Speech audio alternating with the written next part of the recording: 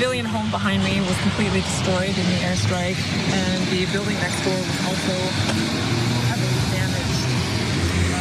Yesterday, the Israeli army attacked 23 towns with airstrikes and 19 towns with artillery shelling, including the town of Kafr, which isn't too far from here. And in that artillery shelling attack, 2 Lebanese army soldiers were wounded and brought to the hospital. And I just want to remind you that destroying is a war crime. But it's okay when war crimes are committed by Israel, there are no consequences. And the UN Security Council, due to veto power afforded to its members, is able to accomplish absolutely nothing. But nonetheless, that was journalist Courtney Bonneau reporting from Deir Kanoun in southern Lebanon, where Israel continues to carry out what they refer to as the Gaza method. And if you're wondering what that is, just take a look at Gaza, completely leveled. That's what they're planning on doing and have been doing in southern Lebanon.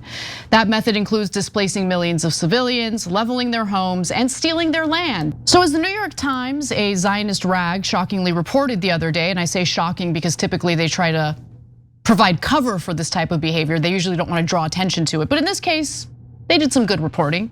Israel has razed border villages as part of an effort to lay the groundwork for a larger occupation. They're just gonna steal the land, okay?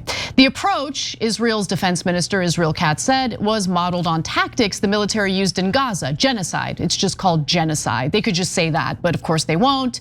Instead, they describe it as where the Israeli military reduced entire neighborhoods, buildings, and streets to rubble as part of their genocidal operations in Gaza that they're now utilizing in southern Lebanon. Israel has announced that they do plan to occupy Lebanese land 7 miles into Lebanon's territory. And there have been some evacuation notices for Lebanese villages north of the Litani River. So I think they're gonna go beyond southern Lebanon. I wanna be very clear about that, just based on the evacuations that they've already announced. Go ahead, Jake. Yeah, so I want you to understand there's 3 possibilities. There's a 7-mile so-called buffer that includes extension into Lebanese water where there's conveniently a Lebanese gas field, and Israel would then steal that gas field that's worth at least $40 billion. So this is a lot about theft, but then there's a second number, which is all the way to the Litani River, which is much longer than 7 miles. And now Israel's talking about, you know what? I don't know why we settled at just the Litani River. Why don't we go north of the Litani River? Because it doesn't look like anyone in the world is gonna stop us from taking more and more land. The Greater Israel Project indicate that I believe that's what Israel is pursuing. It indicates that they take the entirety of Lebanon. Well, eventually, of course. And in fact, Bezalel Smotrich, yeah, Smotrich is on tape talking about, we're gonna just do it one at a time, right? And we're gonna slowly take all of that land because it belongs to us. God gave it to us. And so he really believes that. He's a religious fundamentalist, and so does most of the Israeli cabinet. And they believe that non-Israelis are cattle. So it's not a big deal to murder them and take their land. In fact, God wants you to murder them and take their land. Look at Cenk being anti-Semitic again by simply repeating what Israeli officials are saying. Anyway, so widespread demolitions have flattened expanses of at least 24 towns and villages, according to the New York Times. Look at that, reporting the truth. Nice, okay. Now, with damage to government offices as well as civilian infrastructure, including schools, hospitals, and mosques. War crimes upon war crimes upon war crimes, but who cares? Not a big deal. The US should pay for it, and we have been paying for it. This is what we have blood on our hands over. Giving Israel everything they could possibly want to carry out these atrocities and these war crimes. So I want to show you examples of villages that have been destroyed. So let's take a look at graphic 3 here. So at the top, you see what these specific villages look like on March 5th before they were bombed to smithereens by the Israelis, leveled by the Israelis. The bottom 3 show the same villages after they've been leveled. There's other examples. Let's take a look at the next one. So here are 6 other villages and what they looked like on March 5th. Let's go to the next graphic. That's what they look like, after all the bombing took place following March 2nd. The IDF's March 2nd invasion into southern Lebanon. So they're just destroying entire villages. And let me ask you guys something. Whether you're talking about Gaza or southern Lebanon, is anyone really gonna try to make the argument that Israel is targeting Hezbollah and Hamas? So you're just telling me that Hamas was in every single building in Gaza and so they had to level Gaza? Like the country that supposedly has the best intelligence in the world. I mean, Mossad is even better than the CIA with their intelligence gathering. They're unable to do targeted strikes against the people that they're allegedly going after? Please. The thing that really gets to me, Cenk, number one, of course, is genocide and slaughter of innocent people and land theft. But number two is the fact that they continue to insult our intelligence.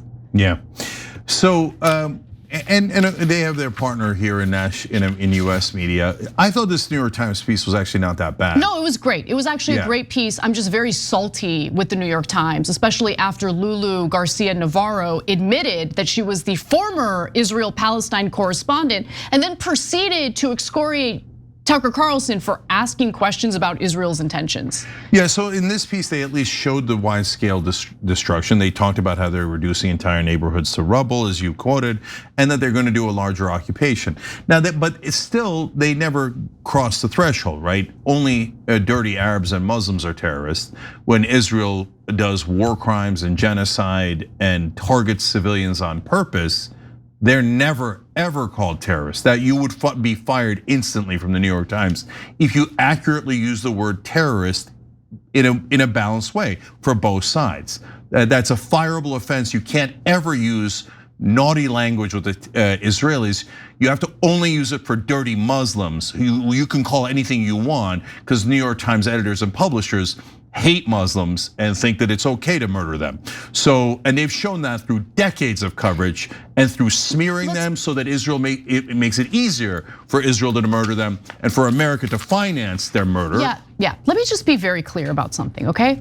Our corporate media is going to provide cover for Israel and Israel firsters within our own borders, no matter what, no matter who the victims are. So we have a sitting member of the United States Congress going on an interview and saying out loud, we don't want Armenians serving in Congress.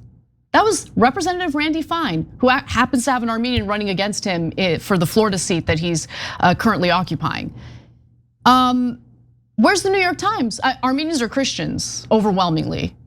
Who cares? Who cares if they're Christians? Who cares if they're Muslims? Are they Israelis? Are they pro-Israel Jews? If they're not, then they're irrelevant. Guys, this is inarguable. They censured Ilhan Omar because she said about lobbyists, it's all about the Benjamin. And it is all about the Benjamin. And she's 100% correct about that. And so that is like the most inoffensive thing I've ever heard for lobbyists. It's obviously about the money. And they're like, yeah, but Benjamin Netanyahu, but at Israel, but just shut the F up. You're never allowed to criticize Israeli lobbyists. Now, meanwhile, Randy Fine said we should murder every single person in Gaza, no censure. Okay, he said we should nuke them and we should starve them to death. I mean, that's a Nazi-like statement. Starve 2 million people to death. Right. No censure, no talk of censure. No one in media asked for a censure. Now he says Armenian Christians should not be allowed to run for office. Why?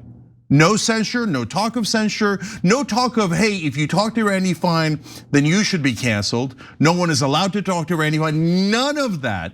So it is indisputable that American media are sellouts who work for Israel and try to bully Americans into compliance with a foreign government while pretending to be our media. Exactly, so the point is Israel reigns supreme. And it doesn't matter what your religion is. If you are not adequately supportive of Israel, you're the problem, you're the enemy, according to our corporate media. Now, going back to what's going down in Lebanon, it's important to understand the damage that Israel had already done to Lebanon previously was so severe that Lebanon didn't even have an opportunity to recover. So for instance, many towns were already devastated during the Israel-Hezbollah war in 2024. More than 10,000 structures, including homes, mosques, and parks, were damaged or destroyed in at least 26 municipalities, and that's according to Amnesty International. They're obvious terrorists. There's no dispute about it. So, but under penalty of law, we can't find a single mainstream media reporter or cable anchor to say they're obviously terrorists. Does the word terrorist have any meaning? No. Everybody bow your head to Israel. Go ahead. Now, LA Times story is super important. Yes, we're gonna get to that. Give me a second. So just to give you an update on the death toll, and this is the death toll based on the hostility, the war that started on March 2nd, okay? So since March 2nd, at least 2,702 people have been killed and 8,311 people wounded in Lebanon during the current war, according to the health ministry in Beirut. And the attacks continue. 17 Israeli soldiers have been killed in that same time frame. And the New York Times is confirming, and I wanna just say it again, that Israel has killed journalists and medical workers in Lebanon, just as they did in Gaza, destroyed civilian infrastructure, including bridges and gas stations, and displaced more than 1 million people. And in regard to the finance minister of Israel, Bezalel Smotrich, in a recent interview, he was talking about his son, who apparently was in southern Lebanon with the IDF. He was severely injured, and apparently he's in the hospital recovering, but this is what Smotrich said of his son. "My son keeps asking me not to finish the work and leave him more to do," meaning in southern Lebanon, devastate southern Lebanon further. "I tell him, don't worry, there will be enough for everyone." These people are sick. They're sick. So the terrorists can't wait to get back onto the so-called battlefield where they just murder innocent civilians and call it a battle. And then they cry about their 17 soldiers killed while invading Lebanon. Yeah. They're not civilians, they're soldiers who came to murder the civilians and destroy their homes. And then they take themselves robbing all the homes before they destroyed them. And we're supposed to have sympathy for the terrorists? No, I have no sympathy for Israeli terrorists. When we come back from the break, we're gonna get into how AI is being tested and utilized in Lebanon as we speak. We'll talk about how inaccurate it tends to be and how innocent people keep getting killed, but oh well, Israel's doing it, so it's totally fine. Every time you ring the bell below, an angel gets his wings. Totally not true, but it does keep you updated on our live shows.